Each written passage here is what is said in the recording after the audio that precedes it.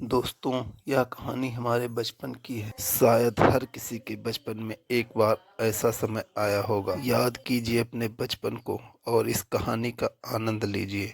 यदि आपने अभी तक इस वीडियो को लाइक नहीं किया है तो वीडियो को लाइक कर दीजिए और इसी तरह की और ढेर सारी कहानियाँ सुनने के लिए चैनल को सब्सक्राइब कर दीजिए। तो चलिए कहानी शुरू करते हैं। कहानी कुछ इस प्रकार है। उस समय मैं 4 साल का था। लोग मुझे पिंकू कहकर बुलाते थे। गर्मी का मौसम और इतवार का दिन था। दोपहर का खाना खाकर हम आराम कर रहे थे। मैं पलंग पर, पापा और मम्मी चटाई बिछाकर फर्श पर। पापा मम्मी आपस में बातें कर रहे थे, लेकिन मेरे मन में वही खबर चक्कर काट रही थी जो पापा ने अखबार में से पढ़कर मम्मी को सुनाई थी कि किसी औरत ने अपने बच्चे को बेच दिया। पापा ने यह भी बताया था कि लोग बच्चों को उठाकर या खरीद कर ले जाते हैं और फिर उनके हाथ पांव तोड़ उनको भिखारी बना देते हैं। बस मेरी आंखों के सामने वह गंदे, मैले और भूखे नंगे बच्चे घूमने लगे। मैंने उन्हें बाजार में भीख मांगते देखा था। मन में डर लगा कि न कहीं मुझे भी मेरी मम्मी ना बेच दें। 2 दिन पहले मैंने फ्रिज से चुरा कर रसगुल्ले खाए थे। मम्मी ने देखा तो वो नहीं था, पर गिनती से पता तो चल ही गया होगा। डर के मारे मेरे रोंगटे खड़े हो गए। मेरे कान पापा और मम्मी की बातों की ओर लगे थे। मम्मी कह रही थी, सुनिए जी, एक दिन चलकर नए बच्चे के लिए पालना और दूसरी चीज़ें तो खरीद लाएं। फिर उस समय आप किधर किधर भागेंगे। मैंने सोचा मेरा डर ठीक ही है। नई चीज़ तो कोई तब ही लाता है जब पहले वाली खराब हो जाए। तो अब यह नया बच्चा लाएंगे, मुझे तो यह बेच ही देंगे। इसलिए मम्मी मुझसे उतनी बात भी नहीं करती। एक बार मन हुआ कि पूछूं, क्या मैं इतना खराब हो गया हूं जो आप नया बच्चा लाना चाहती हैं। फिर सोचा अगर पूछा तो वह झट कह देंगी, हाँ तुम खराब हो गए हो, रसगुल्ले चुरा कर खाते हो। कुछ देर मैं पड़ा पड़ा सोचता रहा। आखिर मैंने सोचा कि मैं कभी नहीं बिकूंगा। मुझे भीख नहीं मांगनी है। मुझे हाथ पांव और आंखें भी खराब नहीं करानी है। मैंने देखा पापा मम्मी सो गए हैं। उनके खर्राटों की आवाज़ सुनाई दे रही थी, लेकिन मुझे नींद नहीं आ रही थी। मन में आया क्यों ना मैं घर से भाग जाऊं। बस दबे पांव पलंग से उतरा। सब्जी वाले खाली थैले में फ्रिज से निकाल कर डबल रोटी के कुछ टुकड़े और बचे हुए पकौड़ों के साथ अपनी एक किताब भी रख ली। चप्पल पहनी और मम्मी पापा को सोता छोड़कर घर से निकल गया। जब घर से बाहर निकला तो चमचमाती धूप से आंखें चौंधिया गईं। गली और सड़क बिल्कुल सुनसान। एक बार तो डर लगा पांव रुके कि घर लौट जाऊं, लेकिन फिर चल दिया।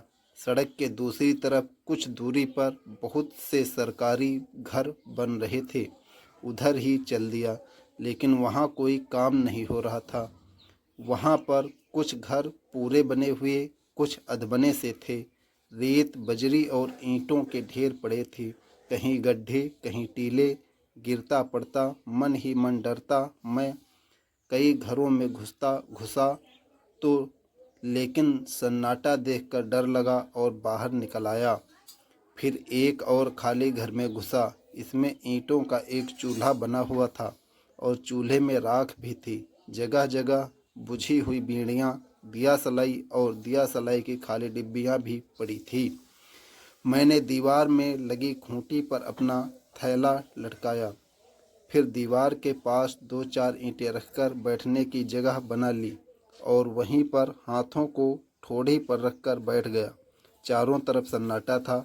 अकेले बैठे बैठे डर लगने लगा। मैं रोने लगा।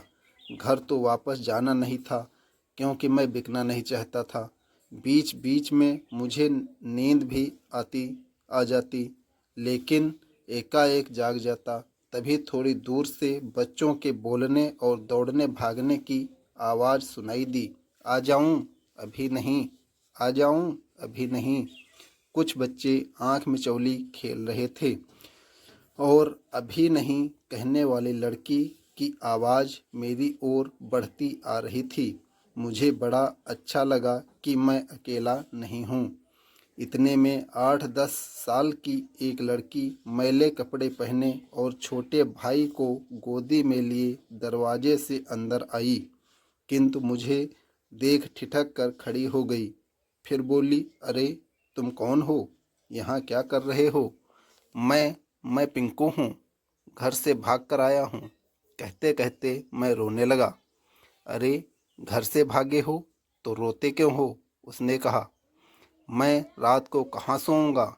यहाँ तो मुझे डर लगेगा। उसने अपने भाई को जमीन पर बिठा दिया और मेरे गाल पर हाथ फेरते हुए बोली, चुप हो जाओ, तुम भी मेरे भैया हो। मैं तुम्हें अपने घर ले चलूँगी, तुम हमारे घर रह लेना। हमारे घर में एक बकरी भी है और उसके 2 मेमने भी हैं। उसकी बातें मुझे बड़ी अच्छी लगी। दीदी, मुझे मेमने बहुत अच्छे लगते हैं, मैं उनके साथ खेलूँगा। मैं उल्लासित हो बोला। अच्छा, अब तुम मेरे साथ चलो। मैंने अपना थैला उठाया और उसके पीछे पीछे चल दिया। वहाँ कुछ लड़के लड़कियाँ खेल रहे थे। वे सब दीदी को चंपा कहकर पुकार रहे थे। मैं एक किनारे बैठा थैला संभाले उनका खेल देखता रहा। जब वे एक दूसरे को धूल में गिरा कर हंसते तो मैं भी उनके साथ थोड़ा हंस लेता। बीच बीच में जब दीदी मेरे पास आती मैं उससे पूछ लेता, दीदी घर कब चलेंगे खेल ख़त्म करके? आखिर वह खेल ख़त्म करते हुए बोली, पिंकू, पहले हम एक जगह टीवी देखने चलेंगे, उसके बाद ही घर आ जाएंगे। आओ चलें। मैं उसके साथ चलता हुआ बोला, दीदी हमारे घर में भी टीवी है। मेरे पापा टीवी के ऑफिस में काम करते हैं। वह मेरी बात अनसुनी कर दरी पर आगे जगह लेने के लिए भागी जा रही थी। पीछे पीछे मैं भी थैला संभाले भाग रहा था। मुझे भूख भी लग आई थी और प्यास भी लगी थी। थैले में डबल रोटी और पकौड़े तो थे, पर खाने का समय किसके पास था? रास्ते में एक नल से पानी पिया। फिर हम दोनों एक हाल में पहुँचे। वहाँ टीवी पर प्रोग्राम आ रहा था। कई बच्चे दरी पर बैठे आपस में गुपशुप भी कर रहे थे। टीवी दिखाने वाले अंकल बार बार मुझे ही देखे जा रहे थे। इतने में टीवी स्क्रीन पर एक अनाउंसर आई। वह बोली, आइए अब आपको खोए हुए व्यक्तियों के बारे में सूचना दें। और तभी मेरा चित्र आ गया। यह है पिंकू, उम्र कोई 4 साल। टीवी पर अपना चित्र देखते ही मैं हंसकर बोला, अरे दीदी दीदी, यह तो मेरा फोटो है। चंपा दीदी और बच्चों ने तो जोर से ताली पीट दी, लेकिन टीवी वाले अंकल ने एक बार मुझे, फिर एक बार टीवी के चित्र की को देखा और जल्दी से कागज़ पर कुछ लिख लिया। फिर लपक कर गोद में उठा लिया और मुझसे पूछा, बेटा तुम यहाँ कैसे आए? मैं चुप, मगर चंपा उचक कर बोली, यह तो हमारा पिंकू है, हमारे घर जाएगा। तो तुम इसे भगा कर लाई हो? अरे नहीं, यह तो हमें मिला है। और चंपा ने मेरी टांग पकड़ ली। छोड़ो, अंकल झटक कर बोले, मैं इसे इसके घर छोड़कर आऊँगा। और वह मुझे गोदी में उठाए मेरे घर की ओर चल दिए।